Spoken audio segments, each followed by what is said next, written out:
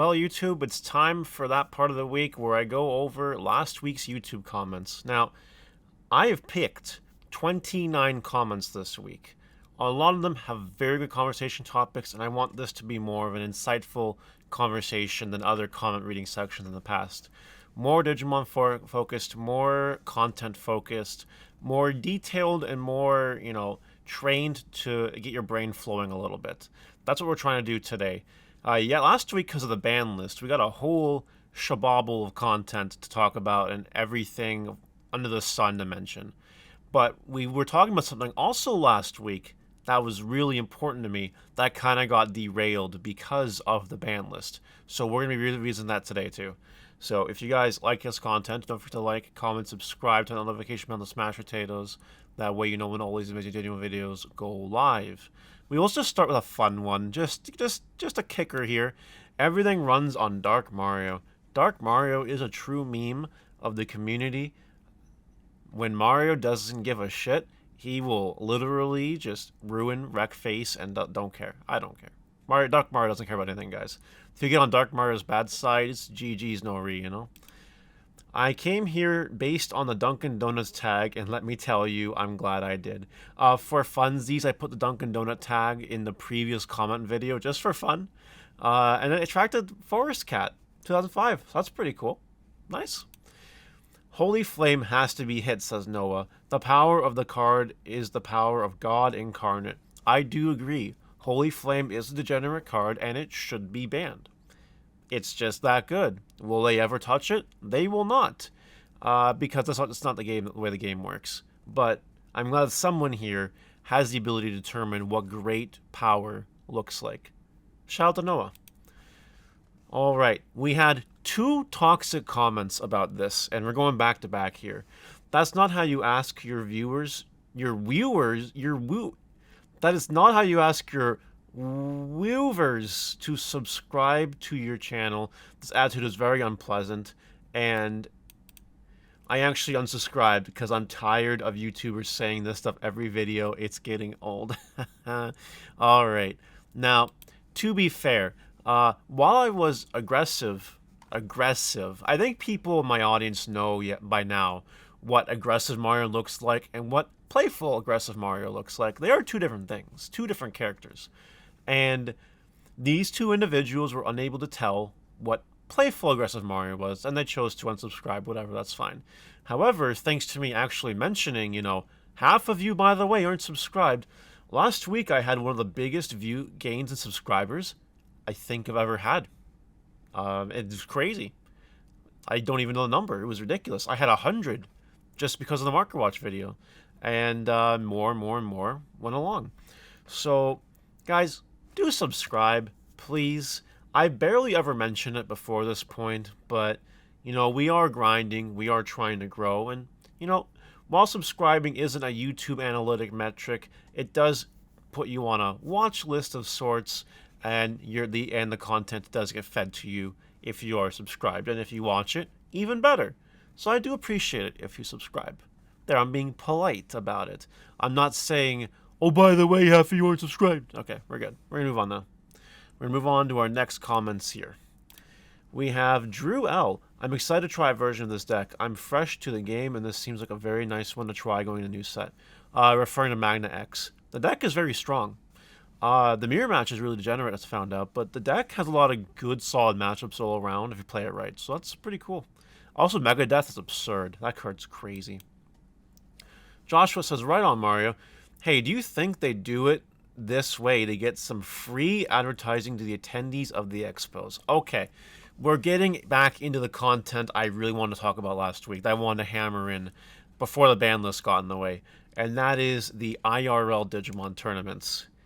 I think doing them in conventions with other things going on, like Anime North, where you have to spend extra money on a pass just to get in the hall, is ludicrous and financially draining. More comments will go into this, so I'm not going to blow my whole load right now, giggity. But do I think that tourney organizers do this for free advertising? Absolutely. If they show up at an anime convention center, it's a whole lot of traffic that might go to their booth. that might buy their product, that might become customers. That's just how it is. That's definitely a very good point by Joshua, 100%.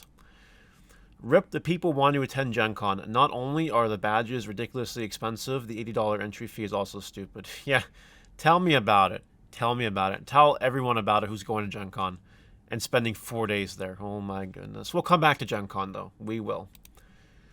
Pokemon did this in Australia the first year they had PAX, and you know what they did? They provided day tickets to players free of charge. So what the Pokemon company did is they waived the fee of the convention, so they only had to pay for the tournament, or vice versa, one or the other. Either way, they got one of the entries requirements free from it. So thank you, Winky, for providing that. Pokemon company pulling a solid W. You love to see it. Modern Mage Gaming. I've been organizing food drive tourneys for my locals in Lower Michigan, charging 5 canned goods for entry and prizing out with commemorative egg sleeves that I custom made. You know, I provided this comment for no other reason than the fact that this is a really freaking cool thing. And I love this idea. I really do. It's a nice, charitable thing.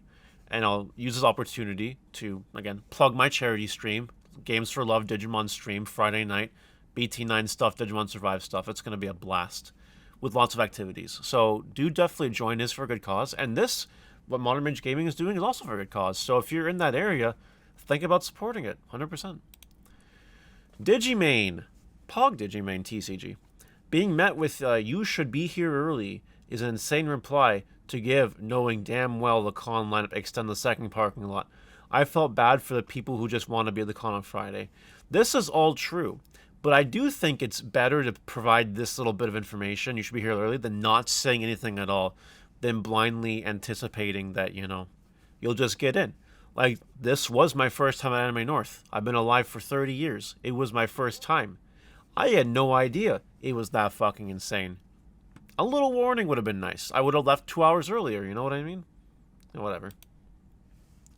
Back to the deck profile, the Magnemon X profile. Since Magnemon X prevents deletion, Piercing trait won't activate. That is a very relevant thing, and thank you for sharing, John Callahan.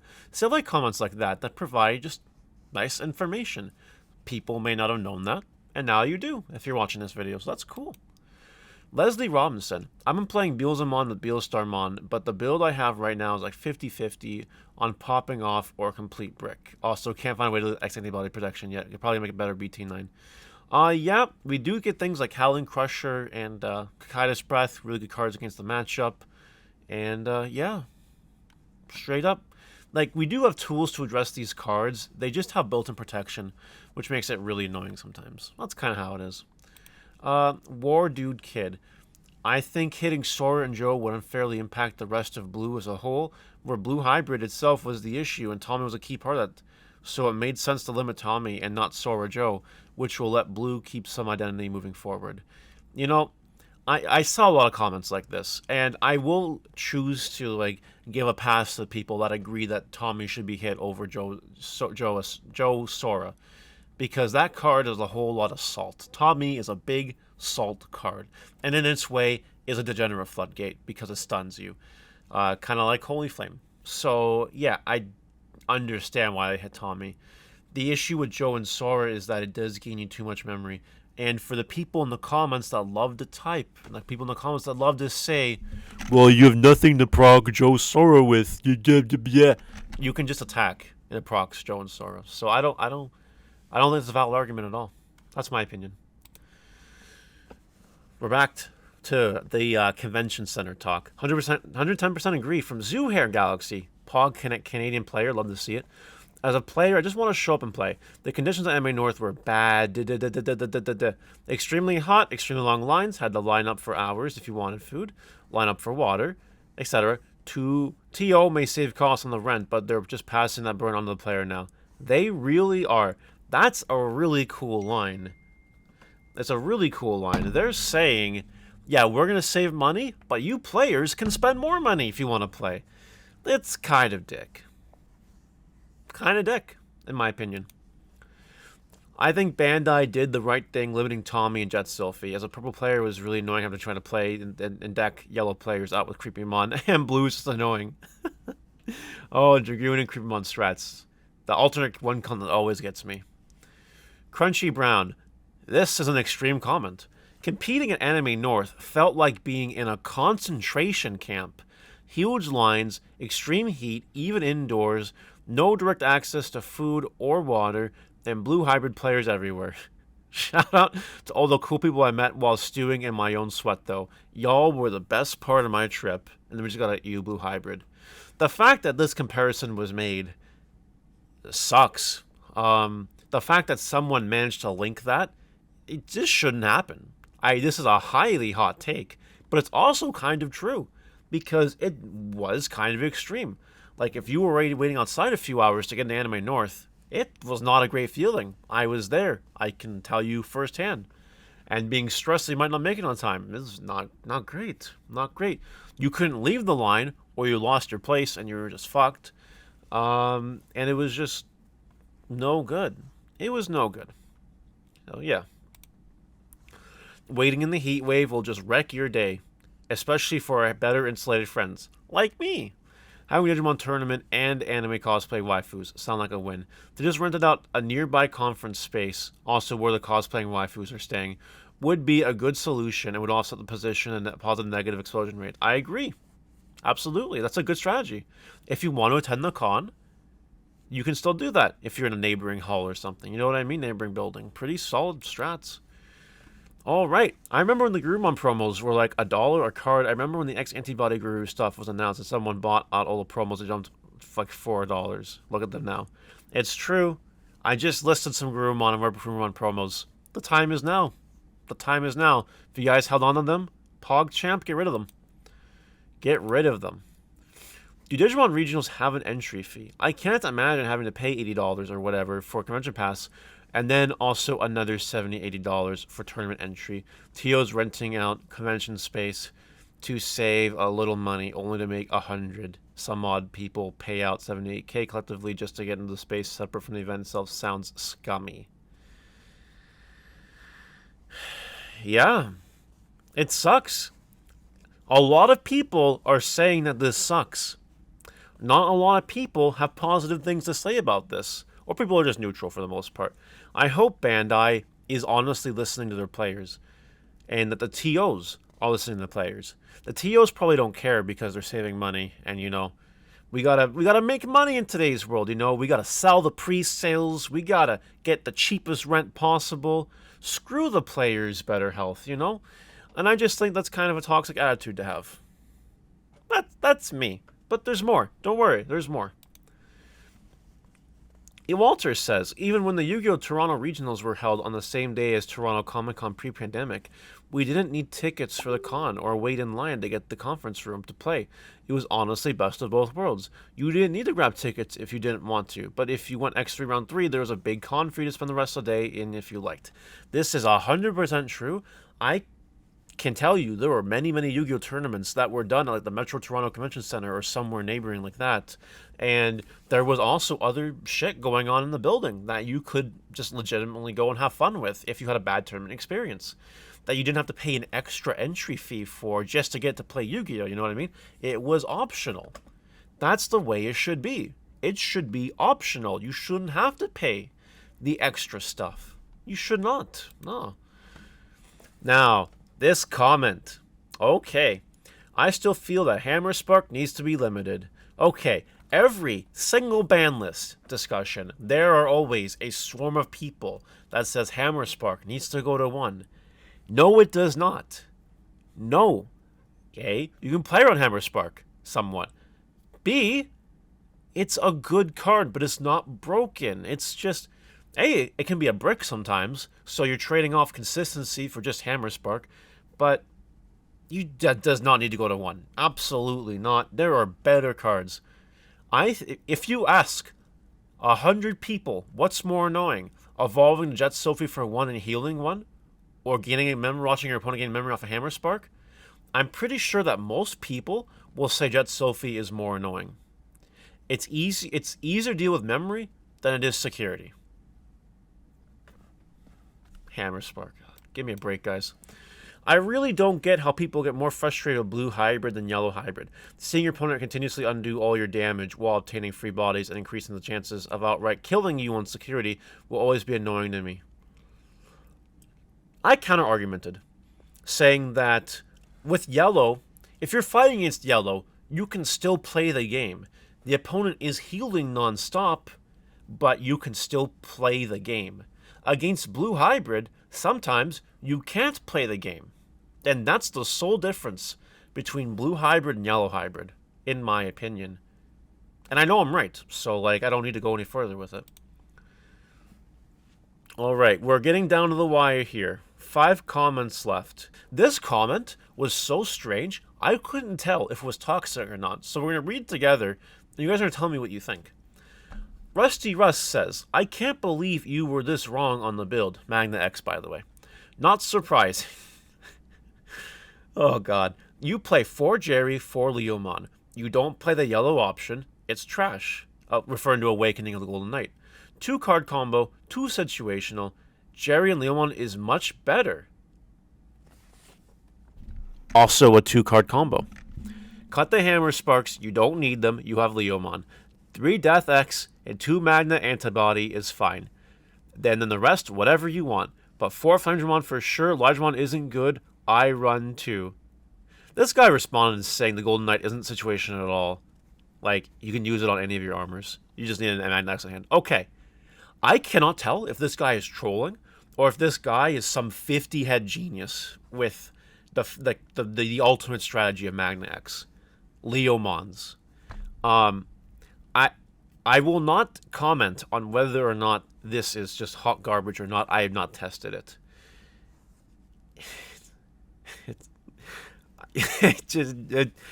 I don't know, man. This guy is going against everything that I think is normal. No wonder you would drop the yellow option if you're playing 4 Jerry, 4 Leomon. You're playing less armors. I don't know. I don't know. In my opinion, I don't think this is very good. However, I am open to allowing myself to be proven wrong on this. And if it does really well, that is awesome. I'd love to see you, Leomon, do it, especially after we caused a Leomon buyout on stream one day. Fuck, I love that card.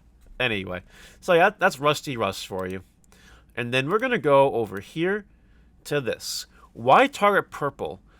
This is in reference to my comment that we should be hitting Calling from the Darkness. Calling does not make purple broken. Only Beelstar see meta play. Purple is very balanced color. It have many strategies and you can see success with some but still not broken. Purple takes a lot of brain to play as well. The recursion, purple, in my opinion, is necessary. You need to have your pieces, but well, this is just my opinion. Bandai hit the card, nothing can be done. Okay. You know, I think out of everything on my predictions for the mid-August hit, not necessarily the one that just happened, I think Calling got the most diversity and the most resistance. Purple players do not want to see Calling get hit, but Calling hit is potentially just a free 2 bodies, which no other color has. And other people argued that without Calling, Purple is dead. I disagree. I do not agree with that at all. I think that certain strategies are really hindered, like Cherubi strats, for instance. That kind of sucks without Calling. Or Rihi strats. That kind of sucks without Calling. But it's just a little too strong in my opinion. In my opinion, Bandai might never touch the card. I don't know. Only time will tell, right? Now we have 3 more comments, and then we're going to go into discussion mode here. KBTCG said, I watched the whole video before giving my opinion. As a player, it's frustrating to have to wait in those lines and that we don't have our own spaces. I've also played Pokemon and Yu-Gi-Oh! For the last 18 years combined, and we have had our own spaces. It sucks to share space like this, but as a GenCon goer since I was 15, I'm now 31, the lines can be avoided. They even tell you to order early so badges can be mailed. This part is true. I could have done this. It was a giant misplay. Not everyone can do that, I understand, but options are given. Now, with all this said, Mario made some good points here. Something should be done next with the process and costs to our players. Give us a discount for the con badge or something. Damn. That's number 1. Number 2. So, I was at DigiFest in Dallas, and I can speak from personal experience. You didn't have to buy a ticket to the fest that the event was going on in order to play. You just need a DigiFest ticket, which is really great. That's great. Also, there were separate lines for people, DigiFest versus people going to the main con that day. Also great. Not saying we didn't wait 2 hours outside and to get the events. I was supposed to have already started, but I didn't want to clarify. Another separate but strange event that happened at Digifest Dallas was the TO came over to loudspeakers around around 5 or 6, saying, "We can run a tournament as long as we need to. We own the building."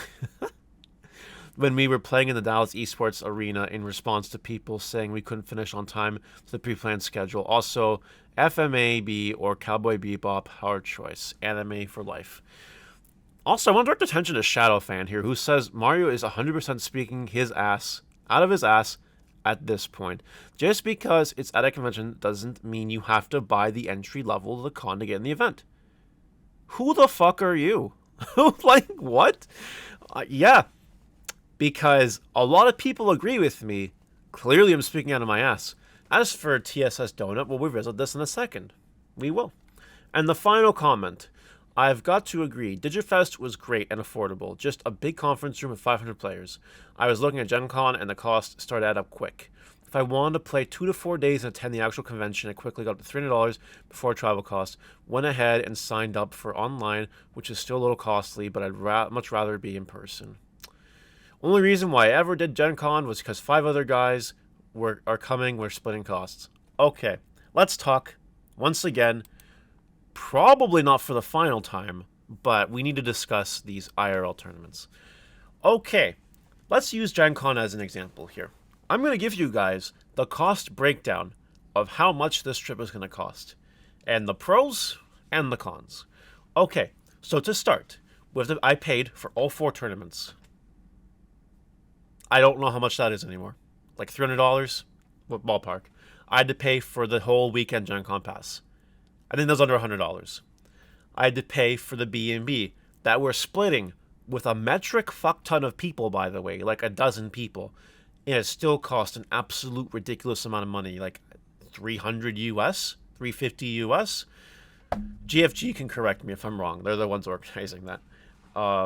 Okay, and that's just to reserve my butt in a bed and play in the tournaments. Okay, let's talk about gas. From a 10-hour drive there, a 10-hour drive back. That's going to run me in my car an easy 300 Canadian dollars. Probably more, a little more than that. Especially if I'm driving around, running errands, going to get food and stuff, Dunkin' Donuts. You know, we got to have a Dunkin' Donuts, right? And now what if I want to buy things? What if I want to, do that? That's fine. We're not also counting in food costs. I need my Dunkin' Donuts every day, man. There's no way. So that's like fucking $10 a day. Plus breakfast, which is kind of I can get a Dunkin', to be fair. Lunch, dinner, nice dinners. What happens if I find a really nice, hot, attractive female and want to, do something about that? Then that's more money, right? We'll come out to that point in a second. Like for real. That's actually a valid point about something I want to make. $350 American for the B&B. Another $380-ish American for GenCon and the 4 tournaments. Gas, food. This trip will honestly cost me over $1,500 Canadian to go to this trip. Do you know how fucking insane that is? Minimum wage? You know what minimum wage is, right? Thank God I make more than minimum wage, because if you're making minimum wage, you cannot go to GenCon. You actually can't. If you have my level of expenses, because it's literally just your month of pay. How do you pay for rent or food? Bills, you know what I mean? It's actually absurd that a Digimon weekend costs this much money. I am blessed because I'm a hard worker, and for me, $2,000 is like, okay, sure, whatever. But even I'm still trying to pay for it through selling cards and stuff. A little bit of an extra grind. That's the smart thing to do, right? So let's talk about this. I think that's insane for the average. The average player is not making almost or over 6 figures a year. Let me tell you guys, the average player is not doing that. This is not Magic the Gathering or Pokemon even, you know what I mean? This is Digimon, the trading card game. People do not have that kind of disposable income. Gen Con is a very extreme example of the point I'm trying to make, that these anime convention things, just not the way. Because that might be the cheapest part of the trip, to be honest, but it's still an extra bit of money that could have been avoided. You know what I mean? And to be fair, I think it's TAC that's hosting this tournament. They're going to make a killing off this tournament no matter what they do. No matter what. They could have done it literally anywhere. But having a 4-day event, they're making an insane amount of money from this Gen Con, from this weekend. They could have literally done it in any building, and they could have made bank regardless. They did not need to do it in a Gen Con. They are just basically really cutting costs. They're maximizing and milking the money, is what they're doing. I think it's ludicrous. And that's on one end. On the other end now, let's talk about the overnights and all of this. Because it's just, if I was going by myself and I was getting a hotel room for the weekend, that's like what, $800 or less or more, whatever, depending on where I go. That's kind of crazy. You know what I mean? And if I want a shitty one, a shitty hotel or something, that's fine. But, you don't want to do that, right? But it has pros and cons, right? The pros are I'm going to see a whole bunch of guys that I haven't seen in fucking since Digifest. You know what I mean? It's going to be really cool. And we're going to have a lot of fun times, and we're going to eat food and joke and shoot the shit and make content, and it's going to be really fun. The cons here, the cons to the Gen Con having to stay in an overnight B&B. Let's say I want to have a life. You know what I mean? And this is something that I brought up on stream before that people are incredibly receptive to. Let's say, for a moment, that I want to actually be myself on this trip. Let's say that I don't want to hang out with my friends. You know what I mean? Let's say I actually want to go out and explore the city. Extra expenses. Let's say that I want to go out and maybe I meet some nice, attractive female. Well, all of a sudden, I can't bring her back to the B&B with all the guys there and just be like, hey, what's up? You know what I mean? You can't do that. You can't do that. So being put in these weird social circumstances can kind of restrict you from having the most amount of fun you could be having on this trip. Because I'm going to be real. Gen Con, these are the last competitive tournaments I'm attending for a long time. Because, to be honest, I'm getting a lot busier with life. And I just don't have time to put in the playtesting, to go to these tournaments, to play at the level that I want to play at.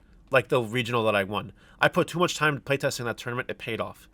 I don't have that time to invest anymore at this time. So, like, Gen Con is it for me, for the time being. And I want to have the most fun possible. And I'm sure it's going to be a grand experience. My hair is bothering me. I don't know if you guys can tell. My hair is just insane right now. What is even happening? Whatever. So the video's almost done. Like, I don't get the proper sense of exploration because, of the social circumstances. And now some of you might go in the comments and type, well, that's just too bad, or just make it happen anyway, or just do your own thing. And to be fair, that is a very valid point. But it gets very much more expensive, and it gets a little more complicated depending on that. Like, it is technically easier to bunk with people at these tournaments that you already plan with, and not random females that you meet along the way. You know what I mean? Anyway, I'm rambling. The whole point of the process here is that these IRL tournaments are great, but the extra expenses, I don't know how many hundreds of dollars I've spent on anime convention passes for these tournaments. I don't want to know. I do my own books, and I don't want to know. I do not want to know. It's crazy to me that this is even a thing. And I think Bandai should just do something about it. Step in, do what every other card game does for the most part, and just get your own fucking room in a hotel or something. Stop being cheap. Don't be cheap, guys. Come on. You're making money because you're having the tournaments in the first place. Just cut it out. Anyway, that's all for this week's episode of reading the comments and analyzing. Do you guys like this longer form of conversation? Let me know in the comment section below. Bye.